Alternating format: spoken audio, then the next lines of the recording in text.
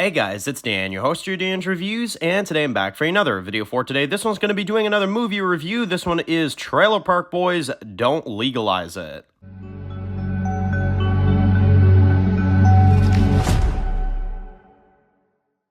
Alright guys, this one's going to be doing a review today, this one's going to be doing a review for today, this one's going to be doing another movie review. This one is our review for Trailer Park Boys Movie 3, Don't Legalize It, it's titled. This came out in 2013, it's been about over 10 years since this movie came out, so it's a roughly older one, but definitely one that I wanted to give my thoughts on and review. So, we've reviewed the first Trailer Park Boys movie and the second Trailer Park Boys movie, now we're here to review the third movie. It's only right and fair to cap off the trilogy. There is not yet a fourth movie for this franchise. I wish they would do one, but unfortunately they just have not done that yet. Now, this takes place in between movie 2 and season 8, which season 8 of Trailer Park Boys, the main series, was of course taken over by Netflix. In 2013, they filmed that season.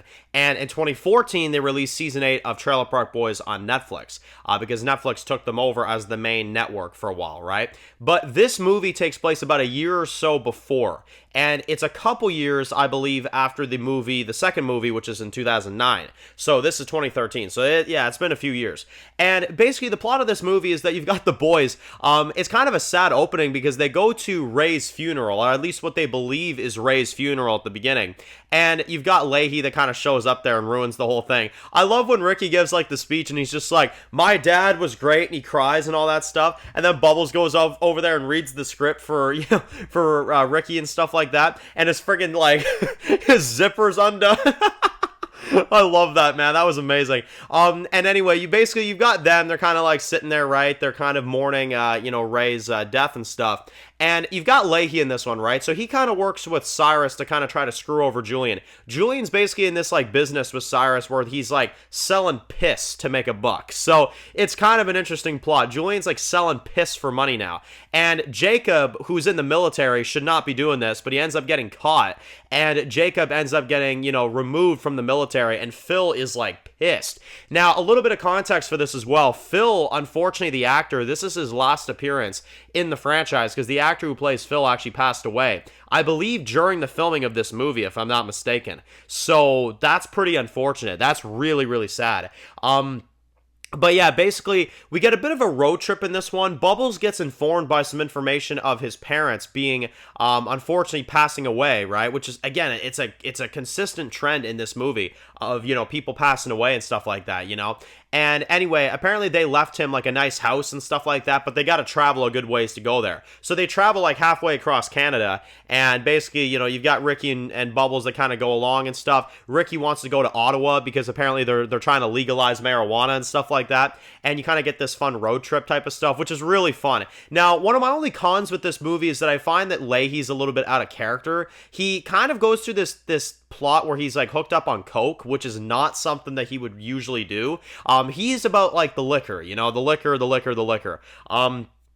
So I found that weird, but I will not bash this. This was hilarious regardless.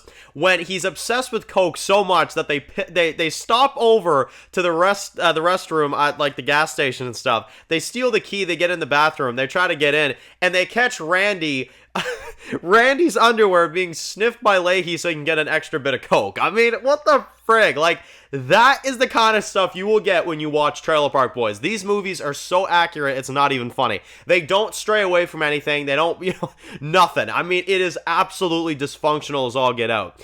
And basically, and you can't be a snowflake if you watch it, let's put it that way.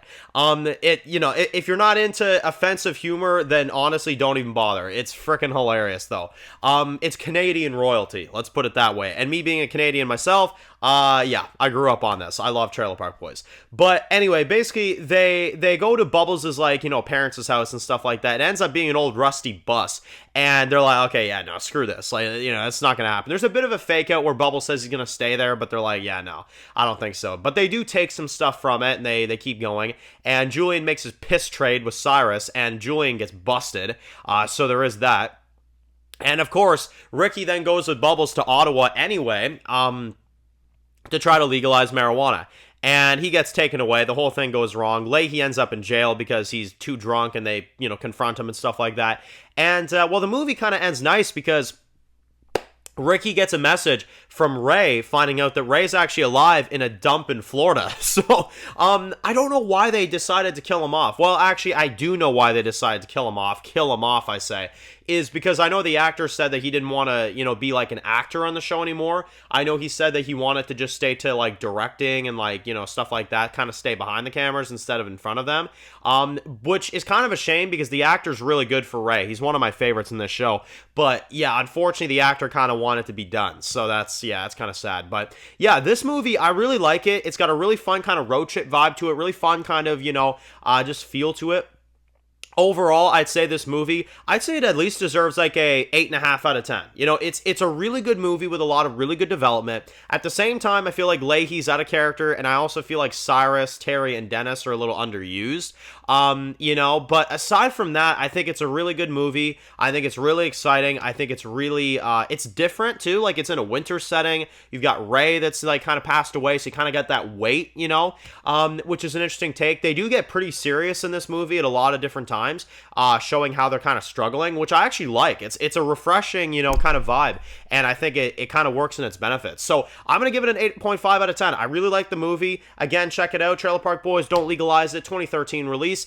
And yeah, there you go, guys. Thank you all for watching. If you're new to the channel and you enjoy more videos like this, of course, make sure to click the subscribe button so you don't miss any other videos for Trailer Park Boys. Make sure to follow me on Dan's Reviews Official on Instagram, guys. And of course, I'll see you guys very soon for more videos very soon. Enjoy the rest of your day, guys, and peace out.